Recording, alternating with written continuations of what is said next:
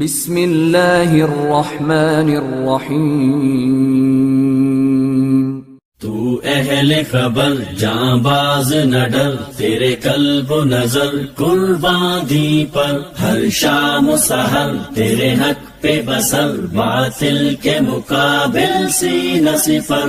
اے مرد کوہن تیرے روح و بدن، بنے سر و سمن مہکائے چمن، دھڑکن دھڑکن تیری رب سے لگن، باندھے سر پہ کفن تو وفا میں مگن۔ تو اہل وفا تو صدق و صفا، تو شرم و حیا تو رمز بقا، جذبوں کو جگا ہمت کو بڑھا، دشمن پہ صدا ہو نشانہ تیرا۔ السلام علیکم ورحمۃ اللہ وبرکاتہ۔ ان الحمد للہ نحمده ونستعینه ونستغفره ونؤمن به ونتوکل علیہ، فنعوذ باللہ من شرور انفسنا ومن سیئات اعمالنا، من يهده الله فلا مضل له ومن يضلل فلا هادي له، وأشهد أن لا إله إلا الله وحده لا شريك له، وأشهد أن محمدا عبده ورسوله۔ يا أيها الذين آمنوا اتقوا الله حق تقاته ولا تموتن إلا وأنتم مسلمون۔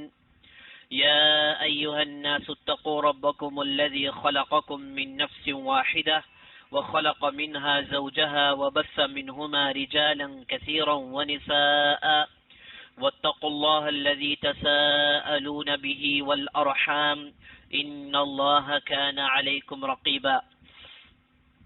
يا أيها الذين آمنوا اتقوا الله وقولوا قولا سديدا يصلح لكم أعمالكم ويغفر لكم ذنوبكم، ومن يطع الله ورسوله فقد فاز فوزا عظيما۔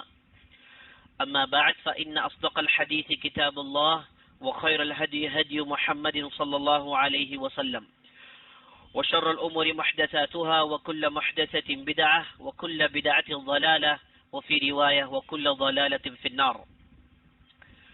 فأعوذ بالله السميع العليم من الشيطان الرجيم۔ ألا إن أولياء الله لا خوف عليهم ولا هم يحزنون الذين آمنوا وكانوا يتقون۔ تمام قسم کی تعریفیں، وہ بڑائی، وہ کبریائی، وہ عظمت، وہ مجد اللہ رب العزت کے لیے ہے، جو ہمارا حقیقی مالک ہے، حقیقی خالق ہے، حقیقی مدبر ہے۔ لاکھوں کروڑوں درود و سلام ہو سرور کائنات، فخر موجودات، جن کا نام نامی اسم گرامی محمد بن عبداللہ الہاشمی ہے، جنہیں اللہ تعالیٰ نے سارے کائنات کے لیے رحمت بنا کر مبعوث کیا۔ میں سب سے پہلے اللہ رب العزت کی بارگاہ میں شکریہ بجا لاتا ہوں کہ اللہ تعالیٰ ہم اور آپ کو اس مبارک مجلس میں جمع کیا ہے، ایک مبارک موضوع کے ساتھ جمع کیا ہے، اور میں اللہ سے دعا کرتا ہوں کہ اللہ تعالیٰ جس طرح ہمیں اس مبارک موضوع اور ان مبارک چہروں کے ساتھ جمع کیا ہے، اسی طرح ہمیں جنت الفردوس میں جمع کرے، آمین یا رب العالمین۔ دوستو، بزرگوں، ساتھیوں، ماؤں، بہنوں اور خواتین اسلام،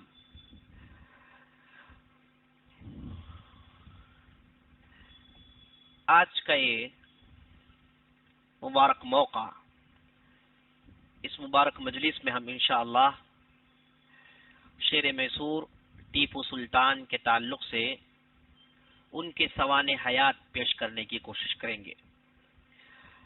عزیز دوستو، سب سے پہلے ایک سوال کا جواب دینا میں ضروری سمجھتا ہوں، وہ یہ ہے کہ آخر اس موضوع کو کس وجہ سے چنا گیا؟ آخر اس کا کچھ نہ کچھ ریزن ہونا چاہیے، اس موضوع کے اختیار کی وجہ کیا ہے؟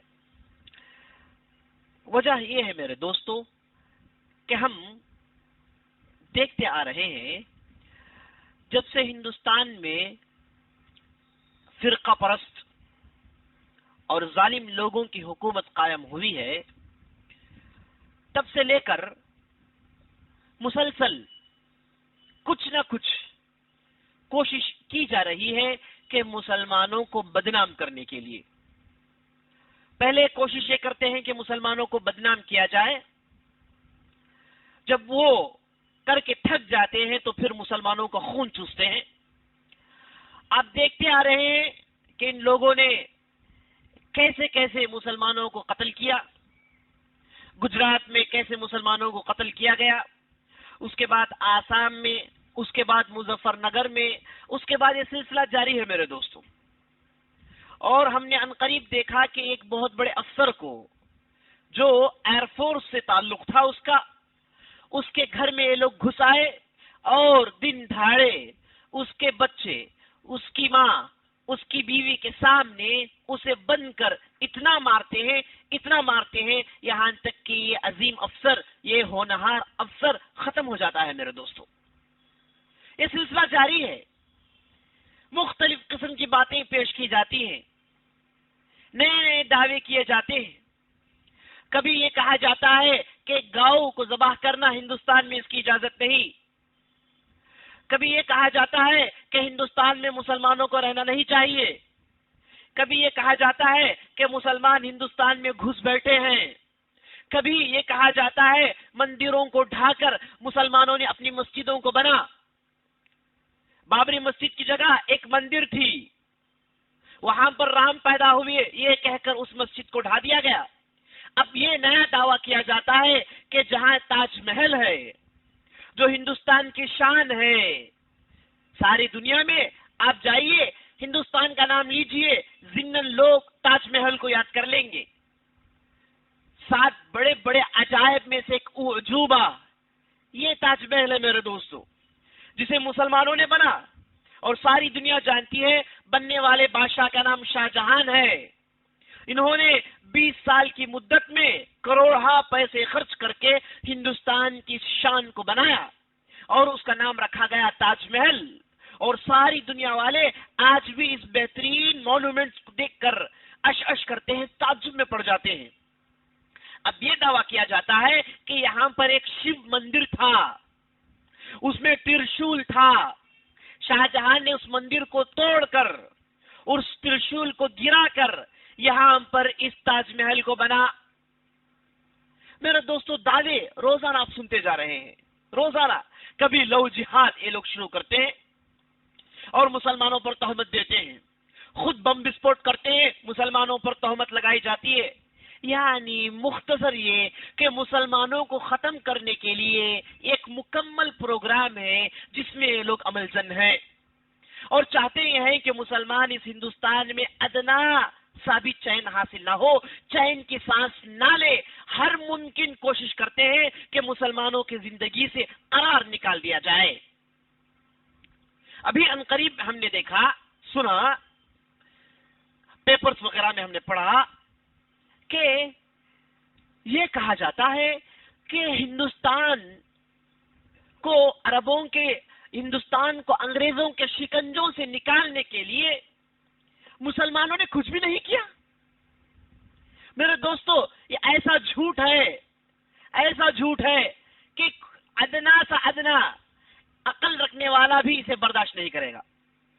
یہ کہا جاتا ہے کہ ہندوستان کو انگریزوں سے بچانے میں مسلمانوں کا کچھ بھی حصہ نہیں رہا، مسلمانوں نے کچھ بھی نہیں کیا.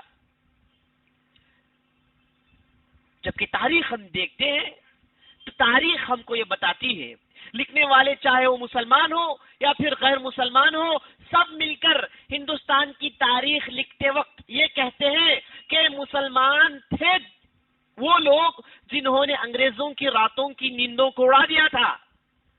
انگریزوں کے لیے ممکن نہیں تھا جب تک مسلمانوں کی طاقت ہندوستان میں رہی اپنے قدم جماتے. انگریز بے قرار تھے، انگریز کے حلق کے کاٹے تھے میرے دوستو مسلمان. اگر مسلمان نہ ہوتے تو انگریز کب کا اس ہندوستان کو خالی کر چکے ہوتے، اس ہندوستان کی رونق کو بیچ چکے ہوتے، اس ہندوستان کی دولت کو وہ اپنے پاس جتنا لوٹ کر گئے ہیں اس سے دگنا چگنا لوٹ کر لے کر جاتے. میرے دوستو یہ مسلمان تھے جنہوں نے انگریزوں کو ڈرایا، یہ مسلمان تھے جنہوں نے ہندوستان کو فریڈم دلایا. ایسے لوگ پیدا ہوئے جنہوں نے اپنی زندگیوں کو تش دیا تاکہ اس ہندوستان کو انگریزوں کے شکنجوں سے بچائے. یہ ایک نہیں، دو نہیں، اہل علم کہتے ہیں، مورخین اور ہسٹورینز کہتے ہیں 5 لاکھ علماء، عوام نہیں، 5 لاکھ علماء موت کے گھاٹ اتار دیے گئے، ان کے خونوں کو بہایا گیا صرف اس وجہ سے کہ یہ مسلمان علماء ہیں، یہ وہ ہیں جنہوں نے انگریزوں کو بے قرار کیا۔ انگریزوں نے 5 لاکھ علماء کو مارا میرے دوستوں۔ یہ جو تاریخ ہے ہندوستان کی، یہ مسلمانوں نے لکھی ہے، مسلمانوں کے خون سے بھری ہوئی تاریخ ہے میرے دوستوں۔ ہندوستان کو استقلال لے کر دینے میں، ہندوستان کو فریڈم لے کر دینے میں مسلمان کا جتنا کنٹریبیوشن تھا کسی دوسری قوم کا نہیں تھا۔ ہاں، ہم یہ انکار نہیں کرتے کہ کسی دوسری قوم کا حصہ نہیں تھا، ہم یہ نہیں کہتے۔ ہاں، ہم کہتے ہیں کہ ان کا حصہ تھا۔ ہاں، ان میں سے بعض لوگ پیدا ہوئے جنہوں نے انگریزوں کے خلاف لڑائی لڑی، لیکن ان کا مقابلہ مسلمانوں کی تعداد سے کیا جائے تو میرے دوستوں یہ لوگ 10% بھی نظر نہیں آتے۔ 90% مسلمان تھے، 5 لاکھ لوگوں کو شہید کیا گیا، اور شہرت دی جاتی ہے بھگت سنگھ کو، شہرت دی جاتی ہے دوسرے لوگوں کو جنہوں نے معاملے کنٹریبیوشن کیا۔ جو حقیقی کنٹریبیوشن کرنے والے تھے ان کا نام دبایا جاتا ہے، تاریخ کو بدلنے کی کوشش کی جاتی ہے۔ کبھی بابر کو گالی دی جاتی ہے، کبھی اورنگزیب کو گالی دی جاتی ہے، اور کبھی سراج الدولہ کو گالی دی جاتی ہے۔ یہ وہ افراد ہیں جن کے نام میں گنا رہا ہوں، یہ وہ لوگ ہیں جنہوں نے انگریزوں کو ہندوستان میں طاقت جمع کرنے سے روکے رکھا۔ جب تک یہ لوگ تھے انگریزوں کی کچھ بھی نہیں چلتی تھی میرے دوستوں۔ یہ لوگ تھے جنہوں نے ہندوستان کو آزادی دلائی۔ اب بھی کہا جاتا ہے کہ یہ لوگ ہندوستان کے دشمن تھے، کبھی انگریز اورنگزیب کو کہتے ہیں، کبھی سراج الدولہ کو کہتے ہیں، اور کبھی ٹیپو سلطان کو کہتے ہیں۔ ابھی ہم نے حال میں پڑھا کہ ٹیپو سلطان کے تعلق سے یہ کہا جاتا ہے کہ یہ غدار تھے، نعوذ باللہ، یہ بے وفا تھے، یہ دھوکے باز تھے۔ کہنے والے کا نام رام گوپال، آپ کے اس علاقے کا آدمی جو ہندوتوا کا لیڈر ہے، اور سبرامنیم سوامی جو بی جے پی کا لیڈر ہے، اور دوسرے بی جے پی کے لیڈر، ان کا کام ہی یہی ہے کہ مسلمانوں کے جتنے بھی لیڈرز ہیں جنہوں نے بہت بڑے کارنامے کر دکھائے، جنہوں نے ہندوستان کو آزادی دلائی، ان کے تعلق سے لوگ ہمیشہ زہر جھنتے ہیں۔ جب بھی ان کا نام لیا جائے ان کے سینوں میں سانپ لوٹتے ہیں، زہر چھنتے ہیں میرے دوستو، وہم چھنتے ہیں۔ تو ٹیپو سلطان کو یہ کہا جاتا ہے کہ یہ غدار ہے، یہ دھوکے باز ہے، یہ بے وفا ہے، یہ ہندوؤں کے دشمن تھے، یہ ہندو کش تھے، انہوں نے مندروں کو ڈھایا، مسجدوں کو بنا، ہندوؤں کو ختم کیا، ہندوؤں کی طاقت کو ختم کیا۔ ان کے والد حیدر علی یہ بھی غدار تھے، یہ بھی بے وفا تھے۔ پتہ نہیں ایسی ایسی باتیں کرتے ہیں، ان کی زبانیں کیسی چلتی ہیں سمجھ میں نہیں آتا میرے دوستو۔ اس کا مطلب یہ نہیں کہ یہ لوگ جاہل ہیں، حقیقت سے واقف نہیں ہے، ایسا نہیں میرے دوستو۔ یہ لوگ حقیقت جانتے ہیں، ان لوگوں نے ڈگریاں پڑھ رکھی ہیں، یہ لوگ تعلیم آفتاب ہیں، تعلیم یافتہ ہے، یہ لوگ سب کچھ جانتے ہیں، لیکن یہ مسلمانوں کی دشمنی، یہ عداوت، یہ بغض، یہ کینہ چھننے کے لیے یہ کوشش کرتے ہیں کہ تاریخ کو مسخ کر دیا جائے، تاریخ کو بدل دیا جائے، حقائق کو چھپا دیا جائے، دن دہاڑے سورج کی روشنی سے سورج کو چھپا دیا جائے، اس کی کوشش کر رہے ہیں۔ کیا یہ ممکن ہے؟ کیا ہو سکتا ہے؟ ہرگز ہو نہیں سکتا میرے دوستو۔ ہمارے اہل علم نے، ہمارے مسلمان علماء نے، مورخین نے پوری تاریخ لکھی ہے، پوری کی پوری تاریخ لکھی ہے۔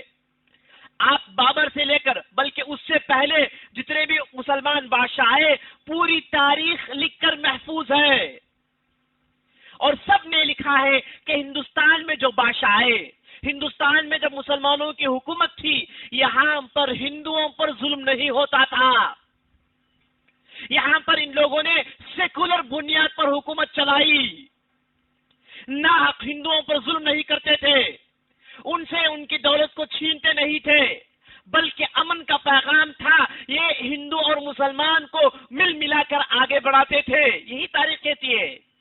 چیلنج ہے، مورخین چیلنج دیتے ہیں کہ اگر کوئی ایک ایسا واقعہ لایا جائے جس میں مسلمان بادشاہوں نے ہندوؤں پر ظلم کیا ایک بھی مثال نہیں ملتی. لوگ اورنگزیب کو پیش کرتے ہیں، لیکن اہل علم نے یہ بھی بتا دیا کہ اورنگزیب نے ان لوگوں پر صرف ہندو ہونے کی وجہ سے ظلم نہیں کیا، بلکہ انہوں نے حکومت کے ساتھ غداری کی، قوم کے ساتھ غداری کی، بے وفائی کی. اس کے بدلے میں اورنگزیب نے ایسا کیا. سب کے جوابات موجود ہیں، اسی زمانے میں لکھ دیے گئے. میرے دوستو، تعجب اس بات کی ہے کہ اتنا کچھ ہو رہا ہے، کوئی مسلم لیڈر اٹھ کر نہیں کھڑا ہو رہا، کوئی جو ہے سیاسی مسلمان اٹھ کر نہیں کھڑا ہو رہا تاکہ ان کو جواب دے، ان کو بتائے کہ تم کس کھیت کے مولی ہو، تم کہاں سے نکلا ہے. مسلمانوں کی ہندوستان میں 1000 سال کی تاریخ ہے. 1000 سال میں مسلمانوں نے ہندوستان کو عزت دیا، عزت بخشا. مسلمان وہ ہیں جنہوں نے ہندوستان میں سڑکیں ڈالی، ورنہ اس سے پہلے ہندوستان میں سڑکیں نہیں تھیں. مسلمان وہ ہیں جنہوں نے ہندوستان کو خوبصورت بنایا. مسلمان وہ ہیں جنہوں نے ہندوستان میں باغیچے، گارڈنز کے کانسیپٹس لائے. مسلمان وہ ہیں جنہوں نے یہ کہا کہ ہندوستان میں سب انسان ایک ہیں. یہ طبقاتی نظام نہیں ہے، یہ ذات پات نہیں ہے، یہ اونچے طبقے کے ہیں، یہ نچلے طبقے کے ہیں، یہ برہمن ہیں، یہ اونچے طبقے کے ہیں، یہ ویشنوا ہیں، یہ دوسرے طبقے کے ہیں، یہ شتریا ہیں، یہ تیسرے طبقے کے ہیں، یہ شودر چنڈال ہیں، یہ چوتھے طبقے کے ہیں. یہ طبقوں کا نظام جو ہندوستان میں چل رہا تھا، اور یہ جو نیچے طبقے کے لوگ تھے، شودر اور چنڈال، ان لوگوں کے ساتھ جانوروں سے بدتر سلوک کیا جاتا تھا. میرے دوست، اگر ان میں سے کوئی آدمی وید سن لے تو اس کے کان میں سیسا پگھلا کر ڈالا جاتا تھا. یہ لوگ بطور نام انسان تھے، لیکن انہیں انسان کے ادنا حقوق بھی نہیں ملتے تھے. جہاں کہیں بھی برہمن ہوتے وہاں کے دلتوں پر ظلم کرتے. آج بھی ہو رہا ہے. اتنا کچھ باوجود ہونے کے باوجود آج بھی آپ دیکھ رہے ہیں کہ مہاراشٹرا کے اندر، آندھرا کے اندر وہاں کے دلتوں کو زندہ جلایا جا رہا ہے. جلانے والے کون ہیں؟ یہی اونچے طبقے کے لوگ ہیں. انہیں ہمیشہ یہ پڑی ہوتی ہے کہ ہم برہمن ہیں، ہم اونچے طبقے سے ہمارا تعلق ہے، ہم آریہ ہیں، یہ دوسرے سب دلت ہیں، دراوڑ ہیں، یہ دوسرے سب شودر اور چنڈال ہیں. انہیں چاہیے کہ ہماری خدمت کریں. یہ لوگ ہمارے سامنے جھک کر کھڑے ہو، ہاتھ بن کر کھڑے ہو، غلامی کے حقوق ادا کرے. یہ انہیں کرنا چاہیے. یہی چاہتے ہیں میرے دوستو برہمن. لیکن جب یہ لوگ اپنے مقاصد میں کامیاب نہیں ہوئے تو کامیابی حاصل کرنے کے لیے مختلف آئیڈیالوجیز کو انہوں نے پیدا کیا. انہی لوگوں نے RSS کو پیدا کیا، انہی لوگوں نے مختلف پارٹیز کو پیدا کیا، اور سارے ہندوستان میں ہندو اور مسلمانوں کو لڑاتے ہیں. جب یہ لڑ لڑ کر تھک جاتے ہیں، بطور قضاوت کے، بطور قاضی جسٹس سنانے کے ان کے درمیان آتے ہیں اور اس کے بعد اپنی گدی سنبھال کر بیٹھتے ہیں. چاہتے ہیں کہ ہندوستان میں دوبارہ یہ طبقاتی نظام قائم ہو جائے.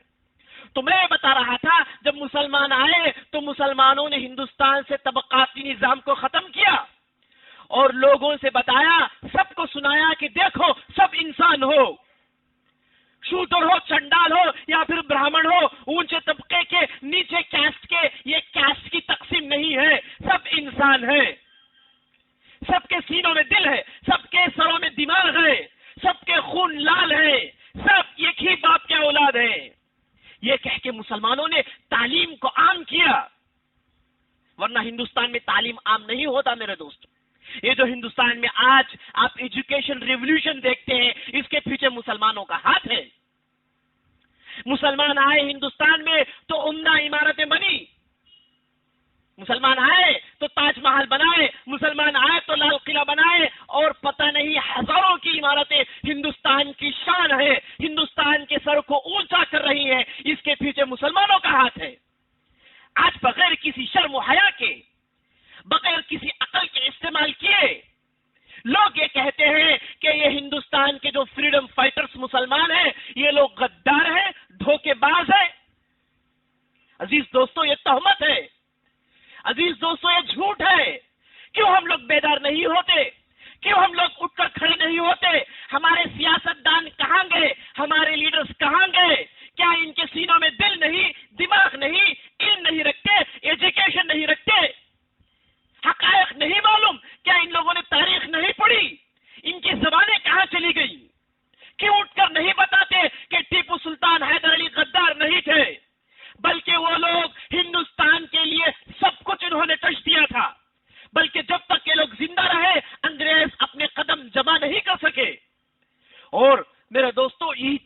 سنانے کے لیے ہم نے آپ کو جمع کیا ہے۔ ابھی ہم ان کی تاریخ دیکھیں گے اور دیکھیں گے کہ کیسے انہوں نے ہندوستان میں حکومت قائم کی، کیسے مثالی حکومت قائم کی، ان کے تعلق سے انگریزوں نے کیا کہا، ہندو مورخین رائٹرز نے کیا کہا، اور ان کے کیا کیا کارنامے تھے۔ انشاءاللہ پوری تفصیل آپ کے سامنے آنے والی ہے انشاءاللہ العزیز۔ تو میرے دوستو، یہ سوال کا جواب دینے کے لیے ہم نے آپ کو جمع کیا ہے کہ کیا ٹیپو سلطان غدار تھے؟ کیا ٹیپو سلطان دھوکے باز تھے؟ کیا انہوں نے ہندوستان کو دھوکہ دیا، یا تو پھر یہ بہت بڑے ہیرو تھے، انہوں نے ہندوستان کی بقا کے لیے اپنی زندگی کو ختم کیا، انہوں نے انگریزوں کی راتوں کو نیند کو اڑایا یا نہیں اڑایا؟ یہ تفصیل دیکھنے کے لیے ہم نے میرے دوستوں آپ کو جمع کیا ہے۔ اللہ سے دعا کرتے ہیں کہ اللہ تعالی ہم جو بھی کہیں، جو بھی سنے، اس کے مطابق عمل کرنے کی توفیق بخشے، آمین۔ عزیز دوستو، 1760 پر 1761 میں ایک حکومت قائم ہوئی جس کا نام ہے سلطنت خداداد۔ سلطنت خداداد یہ حکومت قائم ہوئی میسور کے علاقے میں، میسور کے علاقے میں۔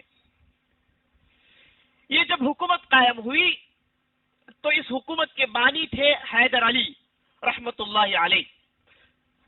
اس کے بعد ان کے لڑکے آئے جن کا نام تھا ٹیپو سلطان۔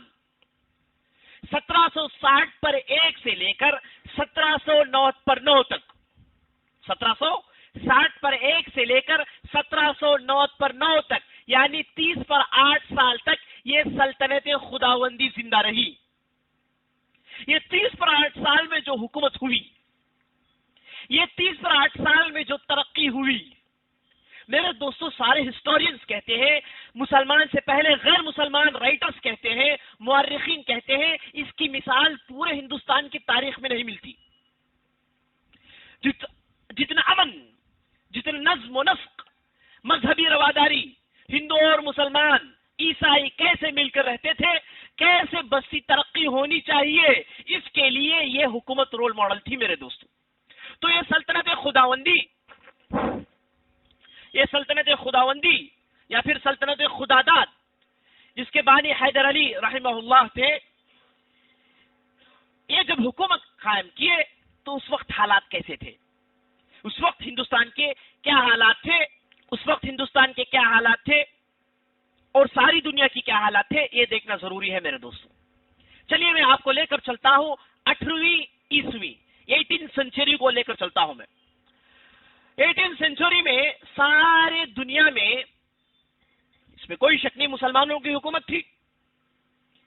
ہو سکتا ہے کہ آج کے ذہنوں میں یہ بات سمجھ میں نہیں آئے، بات ہضم نہیں ہو کہ ساری دنیا میں مسلمانوں کی حکومت۔ ہاں میرے دوستوں ایسا ہی تھا۔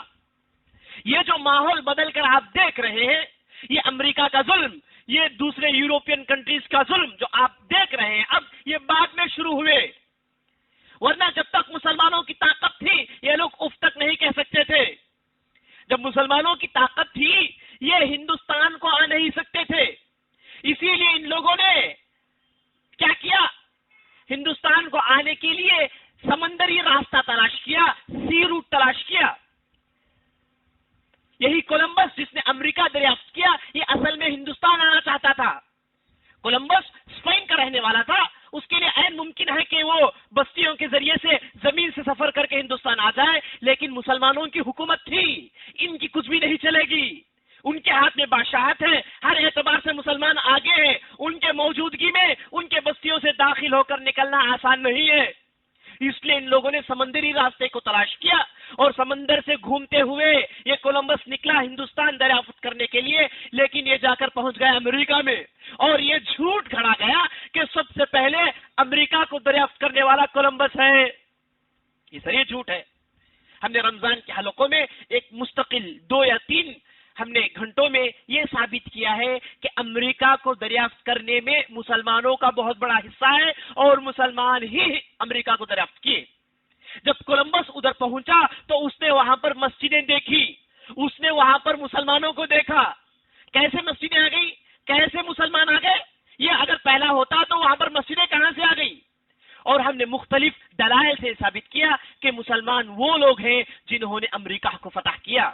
بہرحال میرے دوستو، یہ دور ہم جس میں رہ رہے ہیں، یہاں پر ہم یہ سمجھنے سے قاصر ہیں، کیونکہ ہم جو پڑھتے ہیں، جو میڈیا میں دیکھتے ہیں، جو نیوز پیپرز میں آتا ہے، جو تاریخ ہم کو پڑھائی جاتی ہے، ہم یہ سمجھتے ہیں کہ یورپ کی طاقت ہے ہمیشہ، ہم یہ سمجھتے ہیں کہ امریکہ کی طاقت ہے ہمیشہ۔ نہیں میرے دوستو، یہ پچھلے 100 سال سے ایسا ہے، ورنہ اس سے پہلے مسلمانوں کا ڈومینیشن تھا، مسلمانوں نے ساری دنیا کو بہت کچھ دیا۔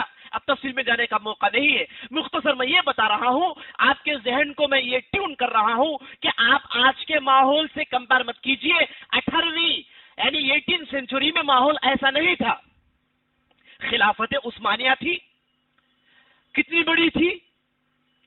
چائنا سے لے کر، بلکہ منگولیا سے لے کر ہنگیری تک، منگولیا سے لے کے ہنگیری تک، اس طرف نارتھ جارجیا یعنی رشیا کے نیچے سے لے کر ہوائی آئی لینڈ تک، پورا افریقہ، میڈاگاسکر، اس کے بعد ہندوستان، سری لنکا، اس طرف میانمار، کمبوڈیا، یہ سب علاقے مسلمانوں کے ماتحت تھے، یہ سب خلافت عثمانیہ کے ماتحت تھے، ایک ان کا خلیفہ تھا، سب ان کی بات مانتے تھے۔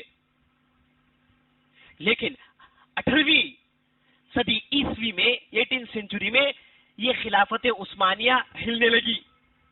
یہود، یہ لوگ خاموش کیسے رہ سکتے ہیں؟ اتنی مضبوط حکومت کو کہاں سے چھوڑ سکتے ہیں؟ یہ لوگ بے قرار ہوئے، فتنوں کا آغاز ہوا، اس خلافت کی جڑوں کو توڑنے کی کوششیں ہوئی۔ سب سے پہلے بلقان کا علاقہ مسلمانوں کے ہاتھوں سے چلا گیا، اس کے بعد دیکھتے ہی دیکھتے افریقہ کے بعض حصے مسلمانوں کے ہاتھوں سے چلے گئے۔ اس طریقے سے 18ویں صدی کے آغاز میں مسلمان کمزور پڑتے گئے۔ وہ کمزوری میرے دوستو 150 سال تک چلتی رہی، 1925 میں آ کر پوری طاقت ختم ہوئی۔ کمزوری کا آغاز 18ویں صدی یعنی 18 سینچری کے آغاز میں ہونا شروع ہو گیا تھا، اور اس کے بعد ساری دنیا کی یہ حالت تھی۔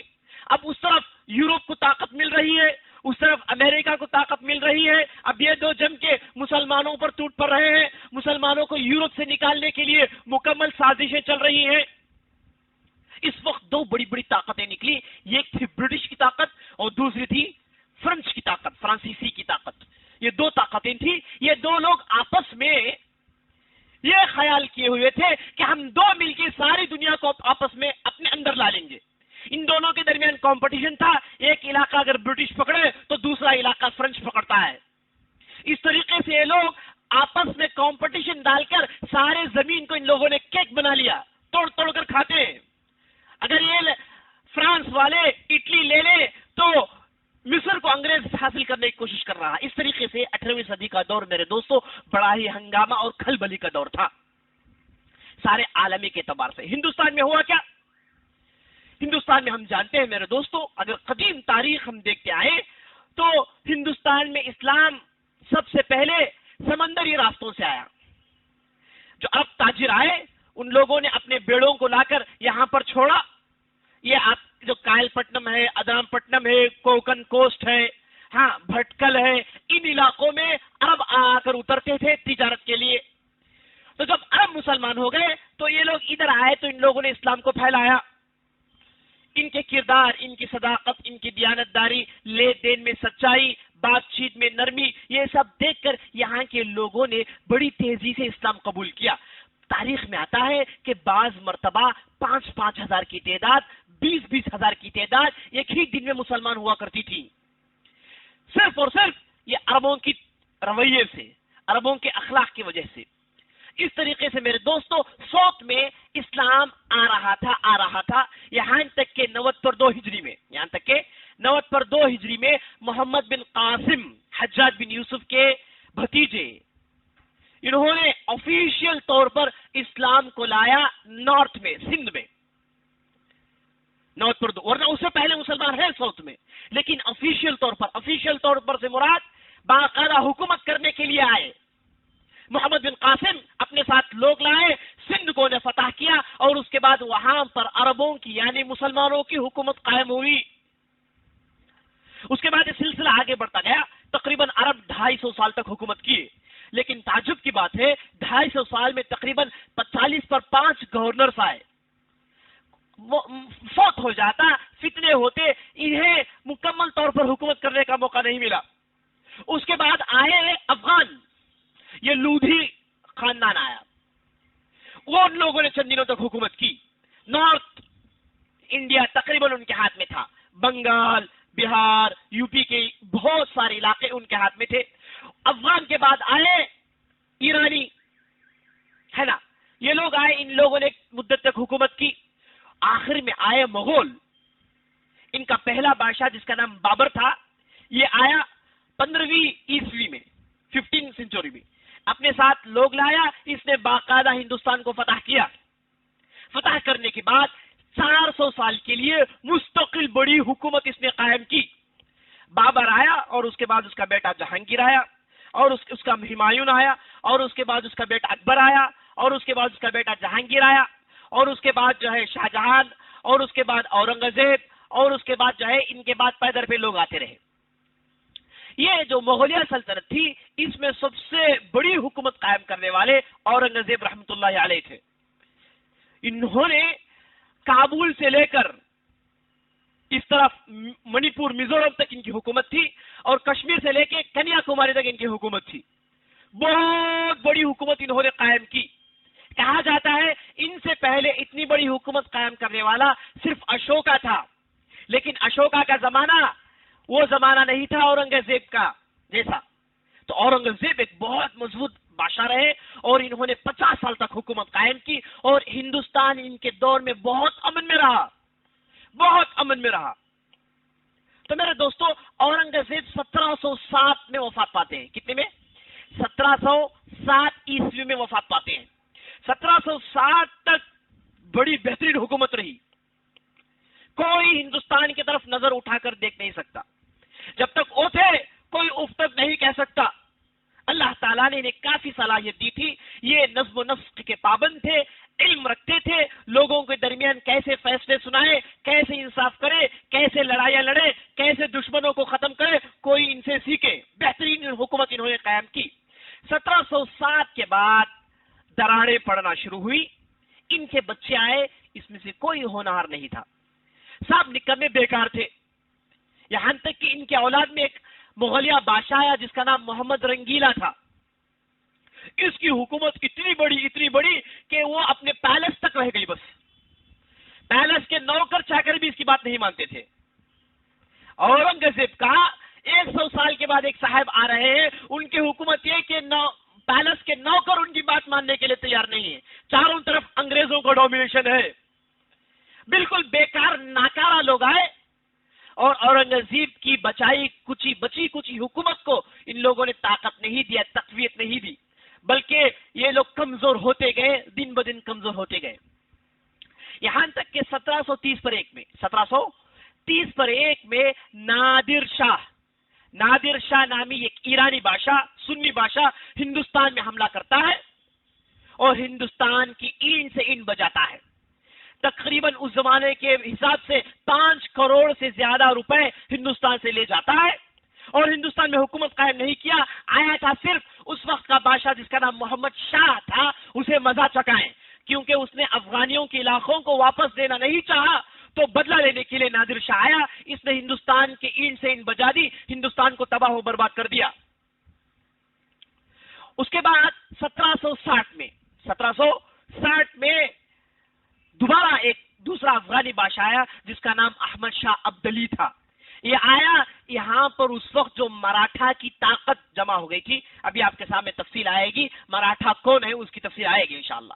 تو مراٹھا کی طاقت جمع ہو گئی تھی، وہ آیا اور پانی پت کے میدان میں یہ مراٹھوں کے خلاف ایک فیصلہ کن معرکہ ہوا جس میں 2 لاکھ مراٹھا مارے گئے، اور اس کے بعد احمد شاہ عبدلی باقاعدہ ہندوستان کے معاملات کو سیٹ کر کے وہاں کے لوگوں کے ہاتھ میں حکومت دے کر کے واپس جاتا ہے، لیکن اس کے باوجود بھی یہاں کے لوگوں نے حکومت صحیح ڈھنگ سے نہیں چلائی، حکومت اس کے باوجود جاتی رہی۔ تو یہ حالت تھے میرے دوستو جب سلطنت خداداد یعنی حیدر علی رحمۃ اللہ علیہ نے سلطنت قائم کی، تو اس وقت ہندوستان کے یہی حالات تھے۔ مختصراً میں نے آپ کے سامنے حالات کو سامنے لانے کی کوشش کی، ورنہ اور بہت ساری باتیں ہیں، لیکن میں چاہتا ہوں کہ آپ کے ذہن میں اس وقت کا خاکہ آ جائے، اس وقت کا خاکہ آپ کے ذہن میں آ جائے، اس لیے میں نے یہ باتیں جو بھی کہی اس کا تعلق تمہید سے تھا.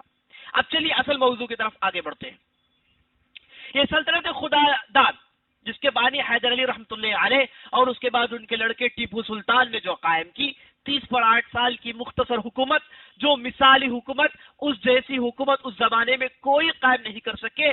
امن و نظم و نسق کے اعتبار سے سب سے عمدہ اور سب سے اول حکومت تھی. یہ جو سلطنت خدا داد تھی، یہ جب قائم ہو رہی تھی تو آس پاس ان کے 4 بڑے بڑے دشمن تھے. آس پاس ان کے 4 بڑے بڑے دشمن تھے. یہ بڑے بڑے دشمن کون ہیں جاننا ضروری ہے تاکہ ہم کو معلوم ہو جائے حیدر علی اور ٹیپو سلطان کا اصل کارنامہ کیا ہے. اصل کارنامہ کیا ہے جاننے کے لیے آس پاس کی حکومتوں کو جاننا ضروری ہے. سب سے پہلا دشمن جس کی آس پاس حکومت تھی وہ تھا انگریز. اب یہاں پر سوال ایک پیدا ہوتا ہے، یہ انگریز کہاں سے آئے؟ یہ گوری رنگ کی چمڑی والے، انہیں ہندوستان میں کیسے آنے کا موقع ملا؟ یہ بھی تاریخ مختصر جان لیجیے. انگریز میرے دوستوں 1601 عیسوی جہانگیر کے زمانے میں سب سے پہلے بعض انگریز تاجر آتے ہیں، اپنے ساتھ تحفے تحائف لاتے ہیں، سیدھے آ کے جہانگیر سے ملاقات کرتے ہیں. گفتگو ہوتی ہے تجارت کے تعلق سے کہ وہ لوگ تجارت قائم کریں گے ہندوستان میں، تجارت بزنس. تو جہانگیر نے ان سے تحفے قبول کیا اور انہیں تجارت کرنے کی اجازت دے دی. سب سے پہلے ان لوگوں نے سورت میں اپنا کارخانہ بنایا. ان کی تجارت شروع میں کپڑے کی تھی. ہندوستان سے یہ لوگ گرم مسالہ لے کر جاتے تھے، ہندوستان سے یہ لوگ انک لے کر جاتے تھے، ہندوستان سے یہ لوگ کاٹن لے کر جاتے تھے، ہندوستان سے یہ لوگ کول لے کر جاتے تھے، اور سب سے بڑی طاقت ہندوستان سے یہ لوگ لیبر کے خون کو لے کر جاتے تھے. یہاں پر لیبر چیپ تھا تو یہاں پر آ کے مختلف قسم کے ظلم ڈھاتے اور یہاں کے لوگوں کے خون کو چوستے ہوئے جاتے. تو جہانگیر نے انہیں اجازت دی تو سورت میں ان لوگوں نے چھوٹے چھوٹے کارخانے شروع کیے، اور یہ جو گروپ آف ٹریڈرز تھے، یہ جو تاجروں کا ایک غول تھا، اس کا نام رکھا گیا ایسٹ انڈیا کمپنی. اس کا نام رکھا گیا ایسٹ انڈیا کمپنی. یہ وہاں کی حکومت سے کوئی تعلق نہیں تھا، شروع میں تاجر تھے، بس برٹش کی حکومت کا کوئی دخل اندازہ نہیں تھا، بس یہ لوگ تاجر تھے، تجارت کرنے کے لیے آئے، موقع مل گیا انہوں نے تجارت کی. لیکن یہ ظالم ایسے تھے کہ موقع پاتے ہی سورت کے آس پاس انہوں نے اپنی طاقت جمع کر لی، اور اس کے بعد جہاں کہیں بھی بندرگاہیں تھی، جہاں کہیں بھی ہاربارز تھے، سب کو انہوں نے قبضہ کیا. بنگال، کلکتہ، اور اس کے بعد مدراس، اور اس کے بعد ممبئی. یعنی ہندوستان میں 3 مشہور بندرگاہیں ہیں، مشہور ہاربار سے، تجارتی منڈیاں ہیں. تو ان 3 علاقوں پر انہوں نے اپنی طاقت جمع کی. اب اتنی طاقت جمع کی، آئے تھے تجارت کا نام لے کر، لیکن آگے بڑھ گئے یہ لوگ اتنا کہ حکومت میں دخل اندازی کرنے لگے. اتفاقاً اس زمانے میں طاقت کس کی تھی، حکومت کس کی تھی؟ اورنگزیب رحمۃ اللہ علیہ کی تھی. انہوں نے کہا کہ تم لوگوں کو ہم نے تجارت کے لیے موقع دیا، اب تم سیاست میں گفتگو کر رہے ہو، سیاست میں آنا چاہتے ہو، یہ کہہ کے انہیں ایسے مارتے ہیں ان کی پوری جمعیت کو توڑ دیتے ہیں، اور ان سے جو بھی معاہدے تھے سب کینسل کر دیتے ہیں. کہتے ہیں کہ سب نکال کے نکل جاؤ، اب کوئی ادھر نہیں رہے گا. کیونکہ یہ جو انگریز تھے حکومت کے خلاف انہوں نے بغاوتیں کی، کیونکہ اورنگزیب نے انگریزوں پر ٹیکس ڈالا تھا، ان کے ٹیکس کو ڈبل کر دیا تھا. تو انگریز ٹیکس دینا نہیں چاہتے، تو کیا یہ کہ چھوٹے موٹے گوردورسوں کو ساتھ لیے، یہ جو کٹ پتلیاں تھی، پیسوں کے بندے تھے، انہیں خرید کر یہ اورنگزیب کی حکومت میں ریبلز پیدا کیے، بغاوت کی. تو اورنگزیب کو رہا نہیں گیا، انہوں نے انہیں مار بھگایا. لیکن چند دنوں کے بعد پھر منت سماجت کرتے ہوئے، معافی مانگتے ہوئے، پیروں کو چومتے ہوئے، چاٹتے ہوئے واپس آتے ہیں. آ کر کہتے ہیں کہ نہیں، اس بار ہم سیاست میں دخل اندازی نہیں کریں گے، سیاست آپ کی ہے، حکومت آپ کی ہے، ہم دوبارہ جس مقصد سے آئے تھے، تجارت کے مقصد سے، اسی پر عمل زن ہونا چاہتے ہیں، دوبارہ ہمیں تجارت کرنے کا موقع دے دیں. اس کے بعد اورنگزیب نے کٹھن شروط پر موٹے موٹے ٹیکس ڈالے، اور اس کے بعد ان سے معاہدہ لیتے ہیں. اور انگریز میرے دوستوں بڑے ہی بدترین اور نکمے لوگ ہیں، ابن الوقت ہیں، ہے نا، وقت جیسے ہے ویسے رنگ بدلتے ہیں. جیسے موقع ملے ویسے بات کریں گے، وقت پڑے تو گدھے کو بھی باپ بنا لیں گے، ویسی قوم ہے میرے دوستو. ابھی آپ آگے دیکھیں گے ان کی غداریاں کتنی ہیں. تو یہ لوگ اورنگزیب سے وقتاً تو بات چیت مان لی، اور جیسے اورنگزیب کی حکومت ختم ہو گئی، ان لوگوں نے باقاعدہ بنگال یعنی کلکتہ جہاں ہے وہاں پر انہوں نے اپنی طاقت جمع کر لی، دوبارہ سیاست میں دخل اندازی کرنا شروع کر لیا ان لوگوں نے. کہاں پر؟ بنگال میں. اس وقت ایک بہت بڑے مجاہد تھے جو بنگال میں حکومت کر رہے تھے، ان کا نام تھا سراج الدولہ. نام کیا تھا؟ سراج الدولہ. اگر آپ سے کوئی یہ پوچھے کہ مسلمان میں سے کون ہے جنہوں نے ہندوستان کی آزادی میں محنت کی، تو آپ الٹا سوال کیجئے کہ کیا آپ بتا سکتے ہیں سب سے پہلا آزادی کے لیے جہاد لڑنے والا کون ہے؟ آپ پوچھئے انہیں. اگر انہیں جواب معلوم نہیں تو آپ کہیے کہ ہندوستان کے لیے سب سے پہلے آزادی کی لڑائی لڑنے والا، سب سے پہلا مرد مجاہد، سب سے پہلا آدمی جس نے اپنی جان کو ہندوستان کے لیے، اپنے وطن کے لیے کش دیا، وہ تھا سراج الدولہ. وہ تھا سراج الدولہ، بنگال کا بادشاہ. یہ باقاعدہ انگریزوں کے خلاف لڑائیاں ہوئی، اور انگریزوں نے دو پھٹوں کو لیا، دو دغابازوں کو لیا جو سراج الدولہ کے ساتھ تھے. ایک کا نام میر جعفر، دوسرے کا نام میر صادق. ان دونوں کو انگریز خرید لیتے ہیں، دو منسٹر سے دونوں کو پیسوں میں خرید لیتے ہیں، اور اندر سے سراج الدولہ کے پروگرامز کو یہ لوگ لیک کرتے تھے، اور انگریز اس طریقے سے سراج الدولہ کو ہرانے میں کامیاب ہو گئے. بیٹل آف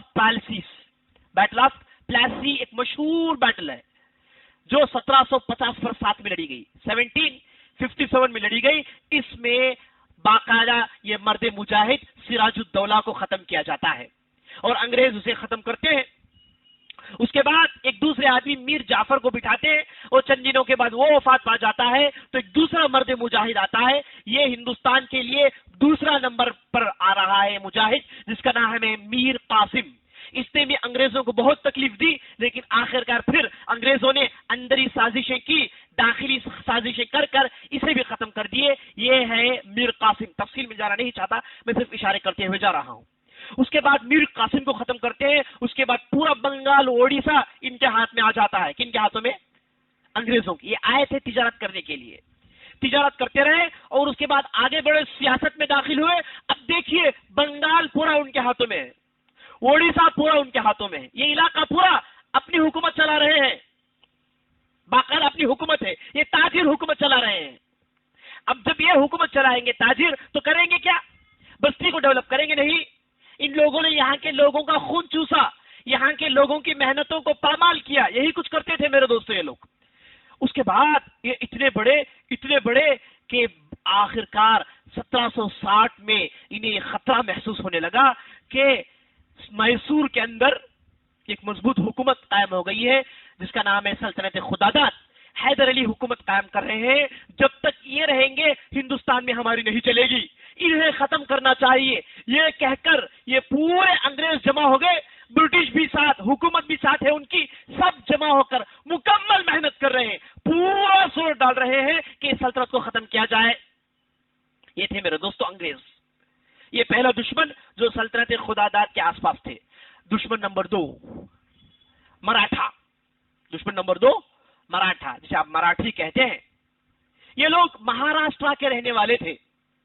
یہ لوگ نچلے طبقے کے، شودر طبقے کے لوگ تھے. ہندو مت میں انہیں بہت ذلیل اور رسوائی کیا جاتا تھا. بالکل نچلے طبقے کے لوگ تھے. لیکن یہ لوگ اتنے ہوشیار تھے اور اتنے محنتی تھے کہ اس وقت کے مسلمان بادشاہ جو بھی تھے ان کے یہاں جا کر یہ لوگ ملازمت کرتے تھے، کام کرتے تھے. اور خاص طور پر آرمی میں یہ لوگ کام کیا کرتے تھے، کیونکہ راستوں سے واقف تھے اور ہر علاقے کی طبیعت سے واقف تھے. چونکہ وہیں کے رہنے والے تھے تو مسلمان بادشاہ نے انہیں استعمال کیا اور یہ آرمی میں کام کرتے تھے. اب دیکھتے ہی دیکھتے یہ لوگ اتنی تیزی سے آگے بڑھے، یہاں تک کہ ان کے درمیان ایک بادشاہ پیدا ہوا جس کا نام تھا شیواجی بھونسلے. نام کیا تھا؟ شیواجی بھونسلے، جو گوا کا رہنے والا تھا. یہ اصل میں یہی مراٹھا سے اس کا تعلق تھا، ذات قبیلے سے اس کا تعلق تھا. اس نے تمام مراٹھاؤں کو جمع کیا، سب سے کہا کہ تم جا کر مسلمانوں کے یہاں کیوں ملازمت کرتے ہو، چلو میرے پاس آ جاؤ. یہ کہہ کے اس نے آرمی جمع کی، یہاں تک کہ اس کی طاقت بڑھی. اس نے بعض علاقوں میں اپنی حکومت قائم کر لی. بعض علاقوں میں اس نے خاص طور پر مہاراشٹرا کے اندر ناگپور، گوا، ان علاقوں میں باقاعدہ اس کی حکومت قائم ہو گئی. اور ہم جانتے ہیں شیواجی کے ساتھ اورنگزیب نے کیا سلوک کیا، اور اورنگزیب کے ساتھ شیواجی نے کیا سلوک کیا، اور کیسے اورنگزیب نے شیواجی کو ختم کیا، اور اس کے بچوں کے ساتھ اورنگزیب نے کتنا اچھا سلوک کیا. یہ تاریخ کا ایک بہترین باب ہے، اس کے تفصیل میں جانا نہیں چاہتا. صرف میں بتاتا ہوں مراٹھا وہ لوگ ہیں جو مہاراشٹرا میں رہتے تھے، مسلمان بادشاہوں کے یہاں کام کرتے تھے. انہیں جمع کرنے والا شیواجی تھا، اور اس نے بہت بڑی آرمی بنائی. اتنی بڑی آرمی بنائی کہ 1750 میں ان لوگوں کی تعداد تقریباً 3 سے 4 لاکھ کی ہو گئی. اللہ کا کرنا دیکھیے، اگر یہ لوگ ایسے آگے بڑھتے پورے ہندوستان کو رون لیتے، ایک مسلمان بھی باقی نہیں رہتا، کیونکہ انہیں خون میں مسلمانوں کی دشمنی ہے. یہ لوگ قدرتی طور پر مسلمانوں سے دشمنی کرتے ہیں، اور ان کے اندر ہندو مذہب کے پیشوا زیادہ ہوتے ہیں جو مسلمانوں کی دشمنی کو پلاتے ہیں. اس لیے یہ لوگ ذاتی طور پر، قدرتی طور پر مسلمانوں کے انتہائی دشمن مانے جاتے ہیں. اگر ان لوگوں کو زمانے میں چھوڑا جاتا تو پورا ہندوستان کو یہ لوگ رون لیتے. لیکن اللہ کا کرنا دیکھیے، جن کا نام آپ نے سنا، احمد شاہ ابدلی اسی زمانے میں آتے ہیں. احمد شاہ ابدلی اسی زمانے میں افغانستان سے آتے ہیں. ان کو خبر ملتی ہے کہ مسلمان حکومت جو بھی چل رہی ہے سب ڈاون ڈول ہے، سب کے جڑ کچے ہو گئے ہیں، اب یہ ہندو آگے آ گئے ہیں، پورے اب کچا چبانے کے لیے تیار ہے. انہیں جب خبر ملتی ہے، احمد شاہ ابدلی اپنی طاقت لے کر کابل سے آتے ہیں، اور پانی پت کے میدان میں 1760 میں بہت بڑا معرکہ ہوتا ہے. اس لڑائی میں 2 لاکھ سے زیادہ مراٹھا مارے جاتے ہیں، اور اس کے بعد مراٹھا کی پوری طاقت ختم ہو جاتی ہے. یہ 2 علاقے ان کے باقی رہ جاتے ہیں، اس میں سے گوا اور پونا کے بعض علاقے، خاص طور پر پونا اس زمانے سے ان کا اڈا ہے. آج بھی دیکھیے آپ، یہاں پر ان کا ڈومینیشن زیادہ ہے. یہاں کے مسلمان امن سے نہیں ہے. آپ نے رمضان میں نہیں دیکھا، ہر رمضان ہو، عید برات آ جائے، یہاں کے مسلمانوں کو اذیت دی جاتی ہے، اور RSS کا یہ اڈا مانا جاتا ہے. تو یہ پونا میرے دوستوں، یہ ایک علاقہ یہ مراٹھا کے پاس رہ گیا. جب سلطنت خداداد حیدر علی رحمۃ اللہ علیہ کی حکومت قائم ہو رہی تھی تو پونا میں ان کی پوری طاقت تھی مراٹھا کی. اب یہ مراٹھا کب خاموش رہتے؟ یہ ایک حکومت قائم ہو رہی ہے، اتنی مضبوط حکومت قائم ہو رہی ہے، دیکھتے ہوئے کہاں سے خاموش رہتے؟ نہیں رہتے. ان لوگوں نے سب سے زیادہ تکلیف دی سلطنت خداداد کو، اسلامی حکومت کو سب سے زیادہ ان لوگوں نے اذیت دی. یہ تھے دشمن نمبر 2 مراٹھا. دشمن نمبر 3 اب یہ دشمن کون ہے؟ حیدرآباد کا نظام ہے. حیدرآباد کا نظام ہے جو نظام دکن کے نام سے مشہور ہے. ان کی حکومت حیدرآباد کے آس پاس تھی. یہ لوگ اصل میں مغلیہ سلطنت کے ماتحت تھے. مغلیہ سلطنت کو یہ لوگ ٹیکس دیا کرتے تھے، لیکن بعد میں ان کے درمیان ایک بادشاہ آیا، ایک نواب آیا جس کا نام تھا نظام الملک. نام کیا تھا؟ نظام الملک. اس نے یہاں پر ایک مضبوط حکومت قائم کی، لیکن کہا جاتا ہے حیدر علی کی دشمنوں میں سب سے کمزور دشمن یہی تھا. نظام حیدرآباد کا سب سے کمزور دشمن مانا جاتا تھا. اس کی کوئی طاقت نہیں تھی، اسے ڈرا تو ڈر جاتا تھا. انگریز اگر آنکھوں میں آنکھ ڈال کر دیکھے تو فوراً کہتا، جی حضور کیا چاہیے آپ کو. تو انگریزوں کی کٹ پتلی تھے یہ لوگ. یہ نظام الملک، یہ نظام حیدرآباد کے. چوتھے دشمن آپ کے یہاں کے مدراس کے نواب محمد علی. یہ انگریزوں کے پھٹو تھے. انگریزوں کے لیے ان کے دروازے ہمیشہ کھلے تھے. اگر انگریز آنا چاہے تو انگریز کو کھلی چھوٹ تھی، بغیر ویزا کے، بغیر ٹکٹ کے سیدھا آ جاتا ہو. اور انگریز جتنی بھی لالچ دکھاتا، سب لالچ کو حقیقت مان کر چلتے تھے. اصل میں یہ لوگ، یہ جو یہاں کے نواب تھے، ان کے سب سے بڑے نواب ایک تھے جن کا نام سعادت اللہ خان. نام کیا تھا؟ سعادت اللہ خان. یہ آرکاڑ کے علاقے کے گورنر تھے. اور اس کے بازو کے ایک دوسرا علاقہ تھا جسے سراکا کہا جاتا ہے. یہ دو علاقے کے ایک ہی گورنر تھے. گورنر بنانے والا کون؟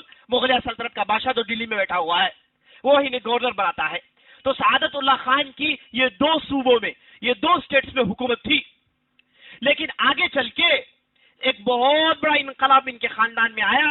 خاندان کے لوگوں نے آپس میں لڑائی لڑی تو یہ ایک صاحب نکل کر آئے جن کا نام تھا انوار الدین. نام کیا تھا؟ انوار الدین. آج بھی ایک علاقہ ہے جس کا نام انوار پیٹ ہے نا، انوار الدین پیٹ ہے نا. یہ یہی کے جو ہے انوار الدین تھے. میں بات آپ کو بتا رہا ہوں 1720-30 کے آس پاس، 1720-30 کے آس پاس کے واقعات سنا رہا ہوں. تو یہ انوار الدین تھے. ان کا ایک لڑکا تھا جس کا نام تھا محمد علی. جس کا نام تھا محمد علی. انوار الدین گزر گئے اور جب حیدر علی آئے تو اس زمانے میں محمد علی کی حکومت تھی اس علاقے میں. انہیں نواب آف آرکاٹ بھی کہا جاتا ہے، نواب آف کرناٹک بھی کہا جاتا ہے، نواب آف کرناٹک بھی کہا جاتا ہے. یہ دونوں علاقے کے یہی نواب تھے.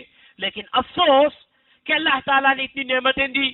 ان کی بستی میں علماء تھے، اچھے لوگ تھے، نوائب خاندان تھا، قضات تھے، سب کچھ تھے. لیکن یہ لوگ ہمیشہ انگریزوں کی طرفداری کرتے تھے. کیوں بھائی؟ کیا وجہ؟ وجہ یہ کہ انہیں سلطنت خدا داد سے ڈر تھا. حیدر علی کی طاقت جمع ہو جائے، حکومت مستحکم ہو جائے، ان کی حکومت چلی جائے گی. یہی ڈر نظام الملک کو بھی تھا.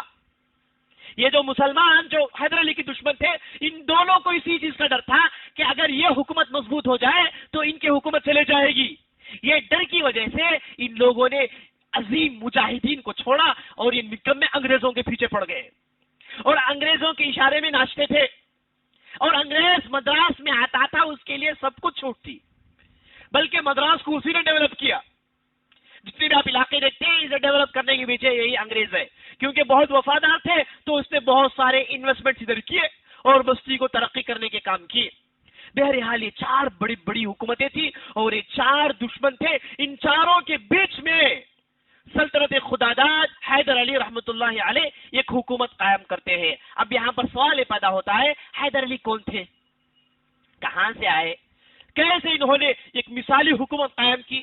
ہر مورخ ان کے تعلق سے لکھتا ہے، یہاں تک کہ برٹشرز لکھتے ہیں کہ ہندوستان میں ان جیسی حکومت کرنے والے کوئی اور پیدا نہیں ہوئے، سب سے بہتر لوگ تھے خداداد سلطنت کے. یہ کہنے کے لیے لوگ مجبور آخر کیوں ہوئے یہ حیدر علی رحمت اللہ علیہ کون تھے؟